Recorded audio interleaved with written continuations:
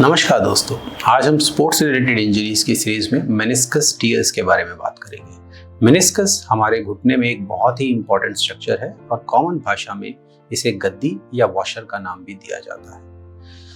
Meniscus injuries होती क्यों है? सडनली भागते हुए फुटबॉलर्स में, रनर्स में, जिम गोअर्स में किसी पर्टिकुलर मूवमेंट पे घुटने के ट्विस्ट होने से जो घुटने की ये वॉशर है या गद्दी है वो दोनों जॉइंट सर्फेसिस के बीच में फंस जाती है और वो टियर हो जाता है और पेशेंट कंप्लेंट करता है कि सडनली एक पॉपिंग साउंड आई, उसके बाद घुटने में दर्द शुरू हो गया।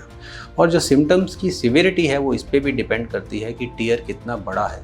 एक छोटा टियर बहुत लंबे समय तक एसिम्प्टोमेटिक रह सकता है या बीच बीच में आपको दर्द की सेंसेशन दे सकता है, जबकि एक बकेट हैंडल टियर सडनली घुटने को लॉकिंग जैसी सेंसेशन, घुटना एक पोजीशन में फंस जाता है, वो सेंसेशन दे सकता है। हमें किसी भी इंजरी को इग्नोर नहीं करना है।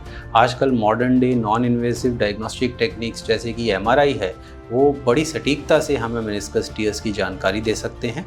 और अगर कोई बड़ा टियर है या बकेट हैंडल टियर है उसकी अर्ली इंटरवेंशन बहुत ही ज़रूरी है, क्योंकि अगर हम मेनिस्कस टियर्स को इग्नोर करते हैं तो आगे चल के वो नी आर्थराइटिस के चांस को बहुत अधिक बढ़ा देते हैं।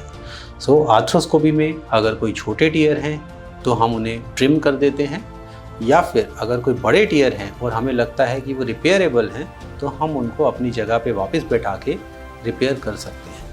मैं एक बात और बोलना चाहूँगा कि हर टियर को सर्जरी की ज़रूरत नहीं होती है।